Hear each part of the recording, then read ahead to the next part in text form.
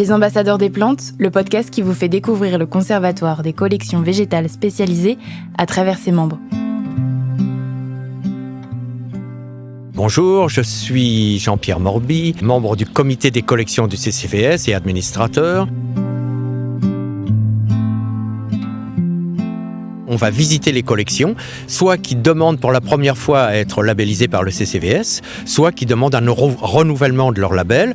Et donc on visite ces collections, en général on essaie d'être deux, pour voir l'état sanitaire des plantes, voir comment la collection est gérée. On est effectivement assez attentif à la rigueur de l'étiquetage, des inventaires, toutes ces choses-là, pour pousser un petit peu les collectionneurs vers le haut, pour toujours faire mieux.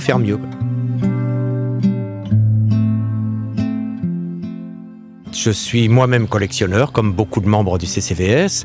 J'ai des collections de plantes ligneuses assez importantes, puisque j'ai la chance d'avoir un grand jardin, dans un désert total en France, qui est l'Orne, en Normandie.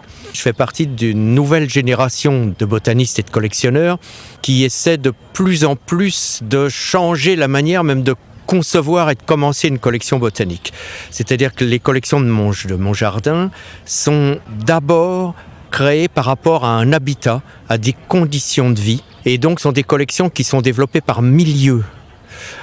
Je ne plante pas des plantes qui n'aiment pas mon sol ou qui n'aiment pas mon climat. Je n'essaye même pas. Et à l'inverse, les collections que j'ai sont des collections qui ont une petite chance de survivre aux difficultés actuelles, qui est le bouleversement climatique. Donc, bien évidemment, ni moi ni personne ne pouvons prévoir ce qui va se passer dans 50 ans, mais on essaie au moins, au départ, de leur donner de bonnes chances. Donc, on ne plante dans mon jardin, et on est quelques-uns à commencer à faire ça, moi je fais ça depuis 20 ans, à planter en faisant d'abord une analyse de sol. Ça paraît bête ce que je dis, mais c'est très nouveau. Avant, les gens collectionnaient les plantes par coup de cœur, par amour, par choix esthétique.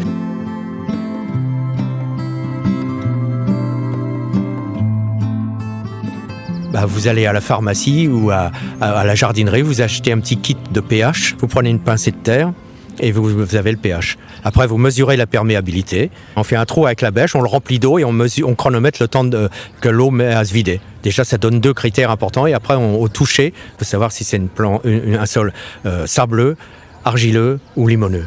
Et donc déjà, on a 3-4 critères d'analyse du sol, sans que ce soit de la chimie complexe, qui vous donnent des très bonnes indications pour les plantations de vos végétaux. Et à partir de ce moment-là, vous avez quand même de très bonnes chances de réussir votre jardin, quoi.